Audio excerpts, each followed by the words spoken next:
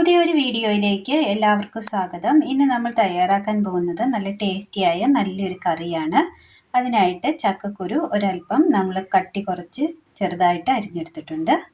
ഒരല്പം തേങ്ങാപ്പാൽ, ഒരല്പം വെള്ളരിക്ക, തേങ്ങ തിരുമിയത്. ഇനി ഇത് തയ്യാറാക്കുവാനായിട്ട് ഒരു ചട്ടി എടുത്തതിന് ശേഷം ഇതിലേക്ക് കഴുകി വെച്ചിരിക്കുന്ന ചക്കക്കുരു ഇട്ട് കൊടുക്കാം.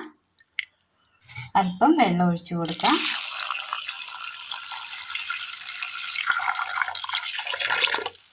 ഇനി ഇതൊന്ന് വേവിച്ചെടുക്കാം.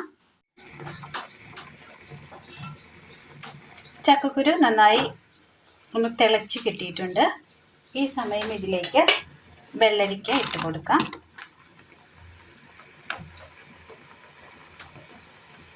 മഞ്ഞൾപ്പൊടി, ഉപ്പ് ആവശ്യത്തിന് മിക്സ് ചെയ്യുക. ഇനി ഇത് നന്നായി ഒന്ന് വേവിച്ചെടുക്കാം. കറിയുടെ കഷ്ണങ്ങളൊന്ന് വെന്ത് വരുമ്പോഴേക്കും മിക്സിയുടെ ജാർ എടുത്ത് അതിലേക്ക് ഒരു വലിയ ചെറിയുള്ളി ഇട്ട് കൊടുക്കാം. 4 അരിഞ്ഞതാണ്. ഒരു ചെറിയ വെളുത്തുള്ളി, ഒരു 2 പിഞ്ച് ജീരകം, മുളക് പൊടി, മല്ലിപ്പൊടി, ഇതിലേക്ക് തേങ്ങ തിരുമിയത് കൂടി ഇട്ട് കൊടുക്കാം. കറിയുടെ കഷ്ണങ്ങൾക്കായിട്ട് മഞ്ഞൾപ്പൊടി നമ്മൾ ചേർത്തിരുന്നു. ആ മഞ്ഞൾപ്പൊടി പോരായെങ്കിൽ മാത്രം ചേർത്ത് കൊടുത്താൽ മതി. ഇനി ഇതിലേക്ക് ഒരല്പം വെള്ളം ഒഴിച്ച് നന്നായി ഒന്ന് അരച്ചെടുക്കാം. കറി നന്നായി തിളച്ച് കഷ്ണങ്ങളൊക്കെ ഒന്ന് വെന്ത് കിട്ടിയിട്ടുണ്ട്. ഈ സമയം ഇതിലേക്ക് നമ്മൾ അരച്ചു കൊണ്ടുവന്ന കറിയുടെ അരപ്പ് ചേർത്ത് കൊടുക്കാം.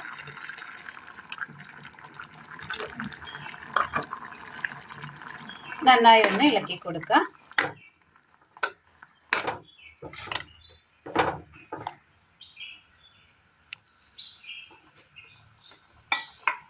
ഒന്ന് തിളച്ച് വരട്ടെ. അടുപ്പത്ത് ഒരു പാൻ വെച്ച് കൊടുത്ത് അല്പം എണ്ണ ഒഴിച്ചു കൊടുക്കാം. ഇതിലേക്ക് കടുക് ഇട്ട് കൊടുക്കാം.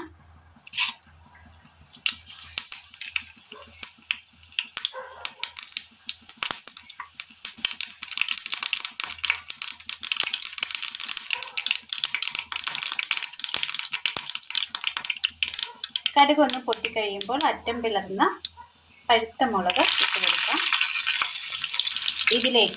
ഇതിലേക്ക് സബോള കൂടി ചേർത്ത് കൊടുക്കാം.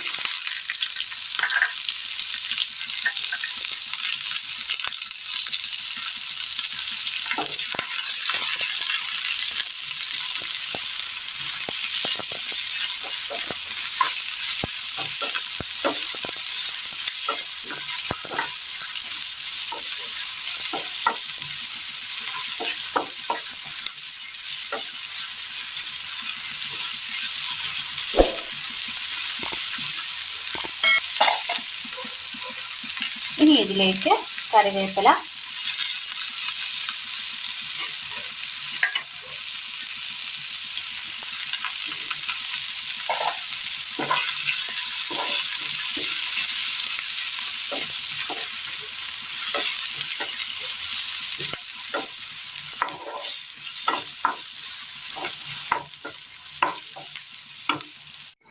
കറി നന്നായി തിളച്ച് വന്നിട്ടുണ്ട്.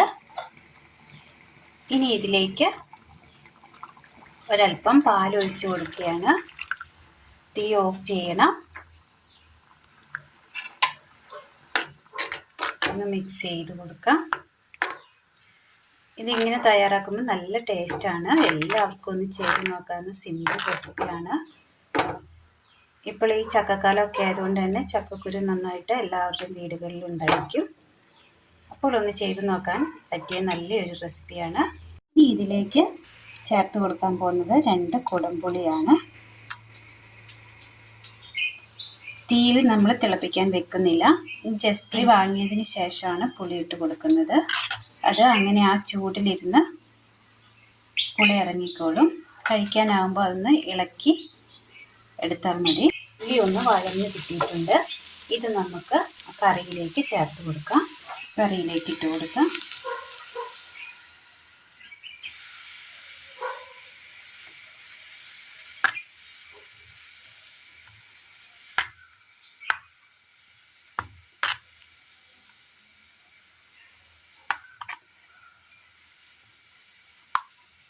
അങ്ങനെ നമ്മുടെ കറിയിലേക്ക് പുളിയൊക്കെ ഇറങ്ങിയിട്ടുണ്ട്. നല്ല ടേസ്റ്റിയായ അടിപൊളി കറിയാണ്. എല്ലാവർക്കും ചെയ്ത് നോക്കാവുന്നതാണ്. നല്ല കിടിലൻ റെസിപ്പിയാണ്. ചോറിന് ഒഴിച്ചു കൂട്ടാൻ വേറെ മറ്റ് കറികളൊന്നും തന്നെ വേണമെന്നില്ല. ഇതുപോലെ ഒരൊറ്റ കറി തയ്യാറാക്കിയാൽ മതി. അങ്ങനെ നല്ല ടേസ്റ്റ് തയ്യാറാക്കിയെടുക്കാൻ പറ്റിയ നല്ലൊരു നാടൻ കറിയാണ് നമ്മൾ ഇന്ന് തയ്യാറാക്കിയിരിക്കുന്നത്. നല്ല ടേസ്റ്റാണ്. ഇതിങ്ങനെ ചോറിന് ഒഴിച്ചു കൂട്ടാൻ നല്ല ടേസ്റ്റാണ്. ഇതുപോലൊരു കറി തയ്യാറാക്കിയാൽ എത്ര വേണമെങ്കിലും ചോറ് നമ്മൾ കഴിച്ചു പോകും. അപ്പോൾ ഇന്നത്തെ വീഡിയോ എല്ലാവർക്കും ഇഷ്ടമായി എന്ന് വിചാരിക്കുന്നു. വീഡിയോ ഇഷ്ടമായാൽ ലൈക്ക് ചെയ്യാനും ഷെയർ ചെയ്യാനും സബ്സ്ക്രൈബ് ചെയ്യാനും മറക്കരുത്. Thank you. പ്രിയ സുഹൃത്തുക്കളിലേക്ക് ഒന്ന് ഷെയർ ചെയ്ത് അയക്കുകയും വേണേ.